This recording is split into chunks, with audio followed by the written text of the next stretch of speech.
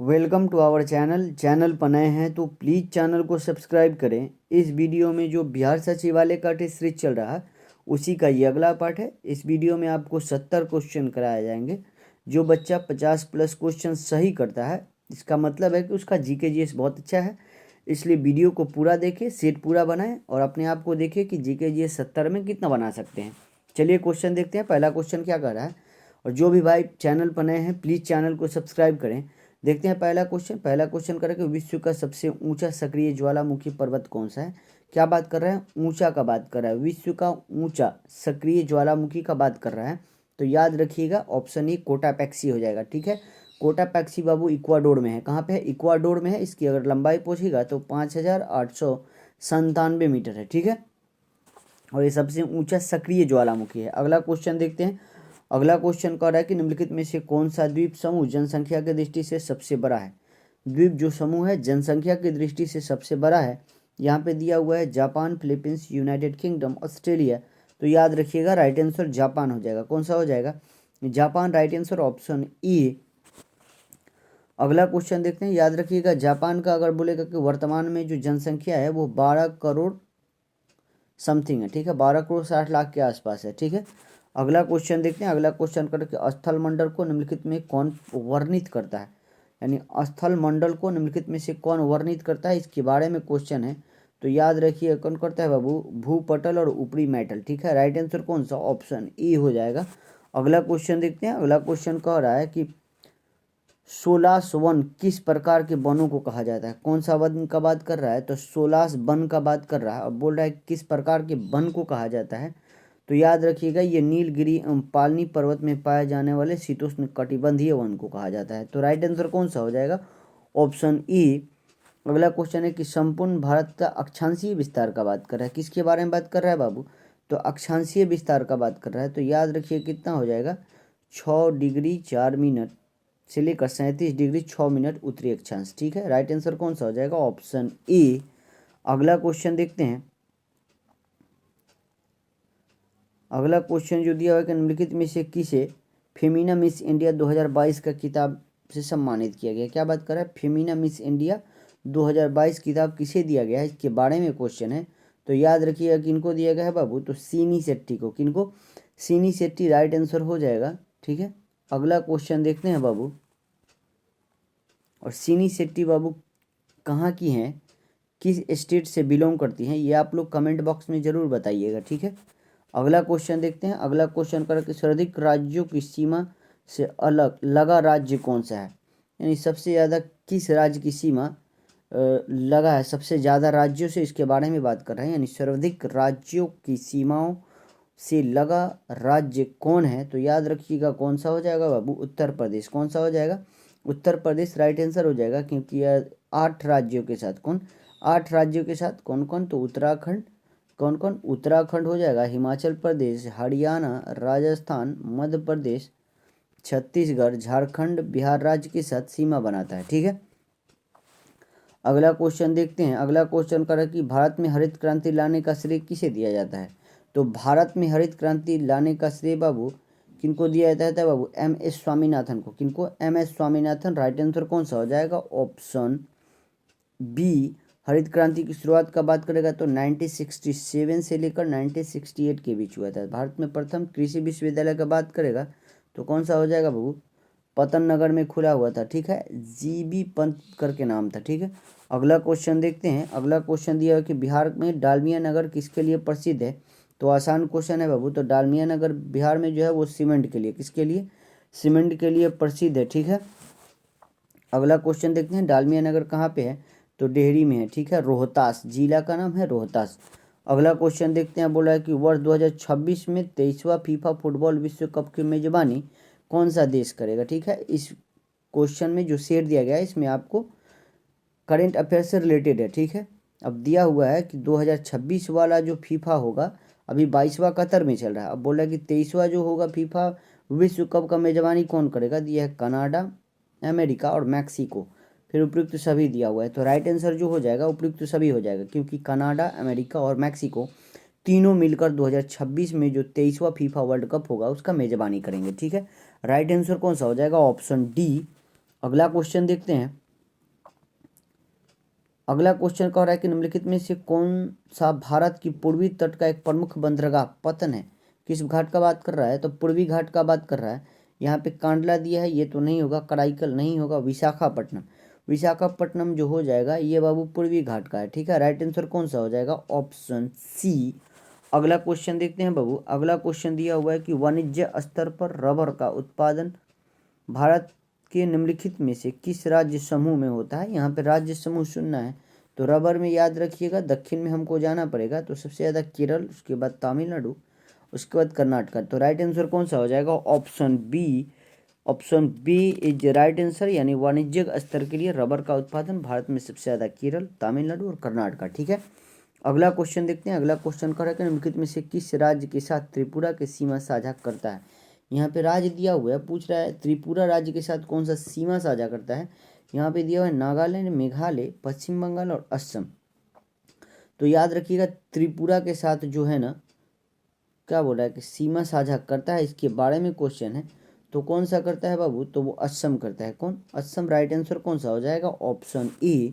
अगला क्वेश्चन दिया है कि इतिहास के आरंभ काल को निम्नलिखित में से क्या कहा जाता है। तो इतिहास का आरंभिक काल का बात कर रहा है, तो उसको पूरा पाषाण काल क्या कहा जाता है, पूरा पाषाण काल कहा जाता है। याद रखिएगा कौन सा होता है, आरंभिक काल पूरा पाषाण काल, उसके बाद होता है मध्य पाषाण काल, उसके बाद होता है नवपाषाण काल, ठीक है। अगला क्वेश्चन देखते हैं। अगला क्वेश्चन कर रहा है कि भगवान महावीर को किस नदी के किनारे ज्ञान प्राप्ति हुआ था। तो भगवान महावीर को बाबू ऋजुपालिका नदी, कौन, ऋजुपालिका नदी के तट पर। राइट आंसर कौन सा हो जाएगा, ऑप्शन ए। और ये जैन धर्म से संबंधित है और जैन धर्म के 24वें तीर्थंकर थे, ठीक है। हम अंतिम अगला क्वेश्चन देखते हैं। अगला क्वेश्चन कर कि 1025 ईस्वी के प्रसिद्ध सोमनाथ मंदिर पर हमला एवं लूटपाट किसने किया था। आसान क्वेश्चन है, तो कौन किया था बाबू, कब किया था, तो 1025 ईस्वी को, ठीक है। सोमनाथ मंदिर जो है ये गुजरात में है, इस पे हमला और लूटमार जो किया था वो महमूद गजनबी किया था। कौन, महमूद गजनबी। राइट आंसर जो हो जाएगा ऑप्शन बी। अगला क्वेश्चन देखते हैं कि शेरशाह सूरी द्वारा जारी किया गया चांदी का सिक्का को क्या कहा जाता था। तो शेरशाह सूरी जो था वो चांदी का सिक्का जारी किया था, जिसको रुपया कहा जाता था, ठीक है। राइट आंसर कौन सा हो जाएगा, ऑप्शन ई। अगला क्वेश्चन देखते हैं। अगला क्वेश्चन है किस पुर्तगाली गवर्नर ने ब्लू वाटर पॉलिसी शुरू की है। तो ब्लू वाटर पॉलिसी बाबू कौन किया था, तो फ्रांसिस्को डी अल्मीडा किया था। कौन, Francisco de Almeida. Right answer option E. अगला क्वेश्चन है कि निम्नलिखित में से किसे भारतीय पुनर्जागरण का जनक माना जाता है। तो भारतीय पुनर्जागरण का जनक किनको माना जाता है बाबू, तो राजा राम मोहन राय को। किनको, राजा राम मोहन राय। राइट आंसर कौन सा हो जाएगा, ऑप्शन ई। अगला क्वेश्चन देखो निम्नलिखित में से राष्ट्रवादी नेताओं में किसका उपनाम महामना था। तो महामना किन्हें कहा जाता था बाबू, मदन मोहन मालवीय को। किनको, Madan Mohan Malviya. Right answer option E. अगला क्वेश्चन देखते हैं। अगला क्वेश्चन जो है 1857 के विद्रोह में भारत का प्रथम स्वतंत्रता संग्राम की संज्ञा किसने दिया था। यानी 1857 के विद्रोह को भारत के प्रथम स्वतंत्रता संग्राम किसने कहा था, इसके बारे में क्वेश्चन है। तो ये बी डी सावरकर ने। कौन, B D Savarkar. Right answer कौन सा हो जाएगा, ऑप्शन ई, और सॉरी ऑप्शन बी। इन्होंने अपनी पुस्तक the Indian war of independence 1857 में ये संज्ञा दिया था, ठीक है। अगला क्वेश्चन देखते हैं। अगला क्वेश्चन है कि गीता रहस्य नामक जो ग्रंथ है किसके द्वारा लिखा गया है। तो गीता रहस्य किनका है बाबू, तो गीता रहस्य जो है ये बाल गंगाधर तिलक का है। किनका है, Bal Gangadhar Tilak. Right answer option D. अगला क्वेश्चन है किसने कहा कि जब तक यह तीसरी शक्ति अथवा इंग्लैंड यहाँ है हमारे सांप्रदायिक मतभेद हमें परेशान करते रहेंगे। ये बात किसने बोला था, इसके बारे में है। तो याद रखिएगा ये बात महात्मा गांधी ने कहा था कि जब तक ये तीसरी शक्ति कौन, इंग्लैंड, जब तक यहाँ है वो हमारे अंदर जो सांप्रदायिक है वो मतभेद और हमें परेशान करते रहेंगे, ठीक है। ये महात्मा गांधी ने बोला था। राइट आंसर कौन सा हो जाएगा, ऑप्शन ई। अगला क्वेश्चन है कि निम्नलिखित में से मांग के सिद्धांत का अपवाद है। मांग के सिद्धांत का अपवाद है, तो याद रखिएगा मूल्य या आवश्यक संपत्ति, ठीक है। राइट आंसर कौन सा हो जाएगा, ऑप्शन सी। अगला क्वेश्चन है कि निम्नलिखित में से किस देश को वर्ष 2022-23 के लिए अंतर्राष्ट्रीय समुद्री संगठन परिषद के सदस्य के रूप में चुना गया है। तो ये कहा दिया हुआ है कौन से देश को वर्ष 2022-23 के लिए अंतर्राष्ट्रीय समुद्री संगठन परिषद के सदस्य के रूप में चुना गया है। कोई और न, और हमारा देश है भारत को चुना गया है, ठीक है। अगला क्वेश्चन दिया है कि गिनी गुणांक का प्रयोग किसके लिए किया जाता है। तो गिनी गुणांक का प्रयोग जो है बाबू वो आय की असमानता के लिए, ठीक है, आय की असमानता मापने के लिए किया जाता है। तो राइट आंसर कौन सा हो जाएगा, ऑप्शन बी। अगला क्वेश्चन जो दिया हुआ है कि स्वच्छ भारत मिशन कब प्रारंभ किया गया था, बहुत अच्छा क्वेश्चन है। तो स्वच्छ भारत मिशन जो शुरू किया गया था बाबू 2 अक्टूबर 2014, ठीक है, राइट आंसर ऑप्शन ए। अगला क्वेश्चन है कि निम्न में उत्पादन की क्रियाशील साधन कौन है। उत्पादन का क्रियाशील साधन का बात कर रहा है तो याद रखिएगा श्रम हो जाएगा, कौन सा, श्रम, राइट आंसर ऑप्शन बी। उत्पादन के 4 कारक होते हैं, यहाँ पे साधन पूछ रहा है तो श्रम हो जाएगा, ठीक है। अगला क्वेश्चन देखते हैं कि प्रकाश की तरंग दैर्घ्य को मापने की इकाई क्या है। तो प्रकाश के तरंग दैर्घ्य को एम्स्ट्रॉन्ग में, किसमें, एम्स्ट्रॉन्ग में नापा जाता है। राइट आंसर कौन सा हो जाएगा, ऑप्शन एक। एम्स्ट्रॉन्ग बराबर अगर बोलेगा तो कितना होता है, 10⁻⁻10, ठीक है, मीटर होता है। अगला क्वेश्चन दिया है कि किसी आदर्श द्रव की श्यानता कितनी होती है। तो किसी भी आदर्श द्रव की जो श्यानता होती है बाबू वो शून्य होती है, क्या होती है, शून्य। राइट आंसर कौन सा हो जाएगा, ऑप्शन सी। अगला क्वेश्चन है कि एक उड़ते हुए जहाज में निम्न में से कौन सी ऊर्जा होती है। तो उड़ते हुए जहाज में बाबू दोनों ऊर्जा होगी, स्थितिज एवं गतिज ऊर्जा दोनों होती है, ठीक है, राइट आंसर कौन सा, ऑप्शन सी। अगला क्वेश्चन दिया है कि वर्ष 2022 में चोगम की बैठक किस देश में आयोजित किया गया था। किसकी बैठक का बात कर रहा है, चोगम का बात कर रहा है, किस देश में किया गया था। तो याद रखिएगा ये रवांडा में किया गया था, कहाँ पे, Rwanda, right answer option B. अगला क्वेश्चन देखते हैं।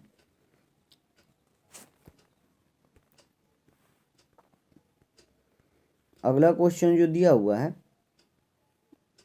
कि परिवर्तन के नियम के अनुसार, उसके बाद बताना है। तो याद रखिएगा परिवर्तन के नियम के अनुसार आपतन कोण परिवर्तन कोण से सदैव बराबर होता है, ठीक है, राइट आंसर कौन सा हो जाएगा, ऑप्शन सी।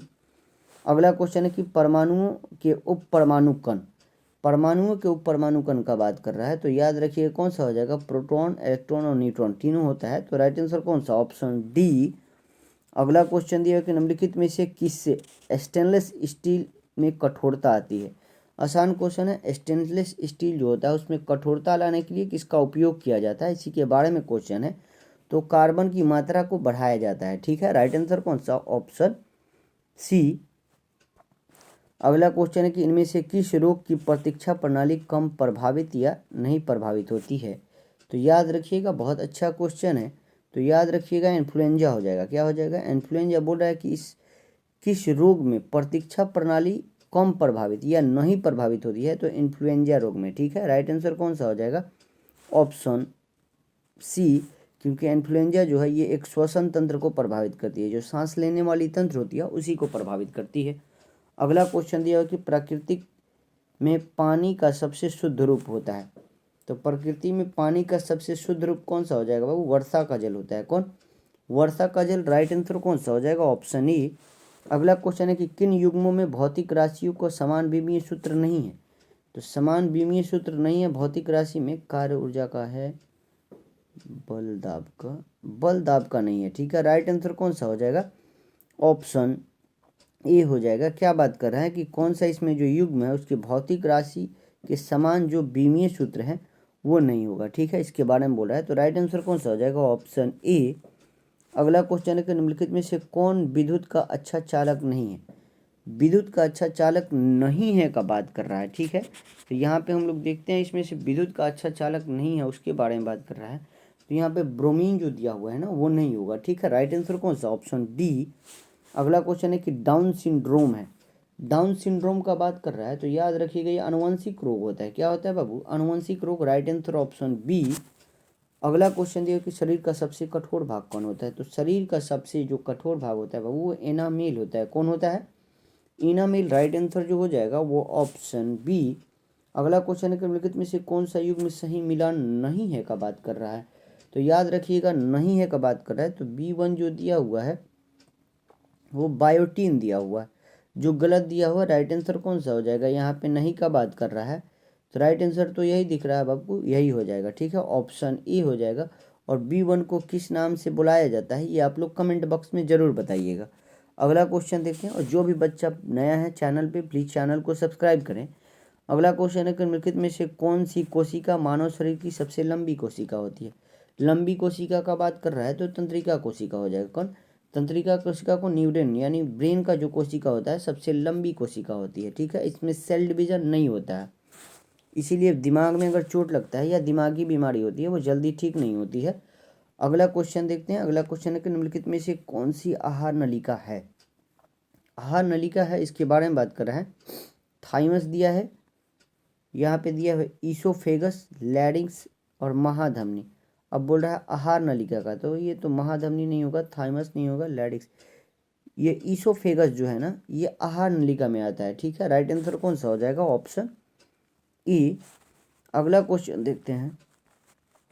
अगला क्वेश्चन दिया है कि गुर्दों की संरचनात्मक एवं कार्यात्मक इकाई, तो क्या कहते हैं बाबू? गुर्दों को संरचनात्मक एवं कार्यात्मक इकाई को नेफ्रॉन कहा जाता है। क्या कहा जाता है? Nephron. Right answer option B.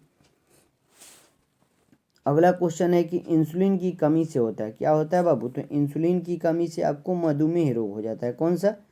मधुमेह रोग। Right answer option E. अगला क्वेश्चन है कि निम्नलिखित नोबल गैसों में कौन सी वायु में नहीं पाई जाती है। नोबल गैस जो होता है गैस, बोल रहा है कौन सा वायु में नहीं पाया जाता है, तो रेडॉन नहीं पाया जाता है। कौन? Radon. Right answer option E. अगला क्वेश्चन है कि निम्नलिखित देशों के किसमें कुल औद्योगिक क्षेत्रफल के कम से कम 60% भाग पर वन बनाए रखने का संवैधानिक प्रावधान है। बहुत अच्छा क्वेश्चन है। बोल रहा है कौन सा ऐसा देश है जिसके कुल प्रौद्योगिक क्षेत्रफल कम से कम कितना प्रतिशत, 60% जो भाग है उसमें वन बनाए रखने का संवैधानिक प्रावधान है, इसके बारे में है। तो ये भूटान है। कौन है बाबू? Bhutan. Right answer option D. अगला क्वेश्चन है कि नादिर शाह का आक्रमण निम्नलिखित में से किस मुगल बादशाह के समय हुआ था। तो नादिर शाह का बात कर रहा है तो याद रखिएगा मोहम्मद शाह रंगीला के समय। ठीक है, कब किया था? तो 1739 में किया था नादिर शाह आक्रमण। उस समय जो मुगल बादशाह था वो मोहम्मद शाह रंगीला था। अगला क्वेश्चन है कि निम्नलिखित में से सबसे कम आबादी वाला नगर कहाँ है? नगर है, इस ऑप्शन के हिसाब से बोला है कि सबसे कम आबादी वाला नगर कौन सा है, तो याद रखिएगा वेटिकन सिटी हो जाएगा। कौन सा? वेटिकन सिटी जो है विश्व का सबसे कम आबादी वाला नगर वेटिकन सिटी है, जिसकी आबादी मात्र बाबू लगभग 900 है। ठीक है, 900 से भी कम है, लेस देन 900। ठीक है, अगला क्वेश्चन देखते हैं कि सवाक किस देश की गुप्तचर संस्था है। तो सवाक का बात कर रहा है तो सवाक बाबू ये बाबू किस देश का है? तो ईरान का है। किसका है? ईरान का। राइट आंसर कौन सा हो जाएगा? Option B. अगला क्वेश्चन दिया कि विश्व पर्यटन संगठन का मुख्यालय कहाँ है। तो याद रखिएगा कहाँ पे है बाबू? मैड्रिड में है। कहाँ पे है? मैड्रिड। राइट आंसर कौन सा हो जाएगा? Option B. अगला क्वेश्चन है कि वर्तमान में राष्ट्रमंडलों के सदस्यों देशों की संख्या, राष्ट्रमंडल जो देश हैं उनकी संख्या वर्तमान में कितनी है? तो कितनी है बाबू? तो 54 देश हैं। राइट आंसर कौन सा हो जाएगा? Option B. अगला क्वेश्चन देखते हैं। अगला क्वेश्चन कह रहा है कि शेरशाह मस्जिद कहाँ स्थित है। देखो, शेरशाह का मकबरा नहीं पूछ रहा है यहाँ पे, शेरशाह मस्जिद के बारे में। तो शेरशाही मस्जिद जो है वो बिहार के पटना में है। कहाँ पे है? पटना में। राइट आंसर कौन सा हो जाएगा? Option B. अगला क्वेश्चन है कि वर्ष 1907 के सूरत अधिवेशन में कांग्रेस में नरम दल और गरम दल के बीच विभाजन का निम्नलिखित में से कौन सा कारण नहीं था का बात कर रहा है। तो यहाँ पे पढ़ना पड़ेगा हमको। स्वराज की मांग तो था, राष्ट्रीय शिक्षा नीति की मांग ये भी था, बहिष्कार की मांग ये भी था, संविधान सभा की गठन की मांग ये नहीं था। तो राइट आंसर कौन सा हो जाएगा? ऑप्शन डी हो जाएगा। ठीक है, क्योंकि यही मांग सूरत अधिवेशन में नहीं था। यहाँ पे बोला है कौन सा कारण नहीं था। आगे दिया कि छऊ किस राज्य की लोक नृत्य है।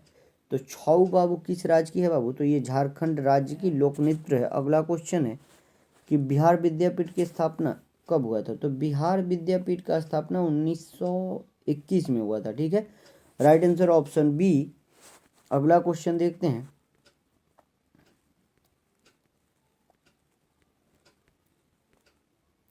अगला क्वेश्चन है कि भारतीय संविधान का जनक किसे माना जाता है। तो भारतीय संविधान का जनक किनको माना जाता है बाबू? तो भीमराव अंबेडकर साहब को माना जाता है।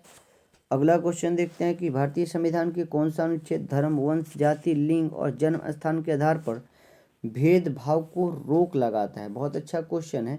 हमारे संविधान का कौन सा आर्टिकल जो है वो धर्म, वंश, जाति, लिंग और जन्म स्थान के आधार पर जो भेदभाव होता है उसको रोक लगाता है। तो ये आर्टिकल 15 हो जाएगा। ठीक है, आर्टिकल 15 में ये बात बोला गया है, अनुच्छेद 15 में। अगला क्वेश्चन है कि भारत के संविधान में नीति निर्देशक के सिद्धांत के शामिल किए जाने का मुख्य उद्देश्य क्या है? तो बहुत अच्छा है, वह मुख्य उद्देश्य जो है वो सामाजिक एवं आर्थिक लोकतांत्रिक स्थापित करना है। ठीक है, तो राइट आंसर कौन सा हो जाएगा? Option A. नीति निर्देशक जो है वो संविधान के भाग 4 में दिया गया है। आर्टिकल बोलेगा तो 36 से 51 तक है। ठीक है, और इसका जो मुख्य उद्देश्य है वो सामाजिक एवं आर्थिक लोकतंत्र स्थापित करना है। ठीक है, ऑप्शन ई राइट आंसर। अगला क्वेश्चन है कि आजाद दस्ता का गठन किसके द्वारा किया गया है? तो आजाद दस्ता का गठन का बात करें तो जयप्रकाश नारायण के द्वारा। किनके द्वारा? जयप्रकाश नारायण के द्वारा। Right answer option A. Bharat छोड़ो आंदोलन जो 1942 में हुआ था, उसी समय आजाद दस्ता का गठन जयप्रकाश नारायण ने किया था। अगला क्वेश्चन देखते हैं कि राज्यसभा में अधिकतम कितने सदस्य हो सकते हैं? याद रखिएगा, हो सकते हैं बोल रहा है तो 250 हो सकते हैं। कितने? 250। Right answer option B.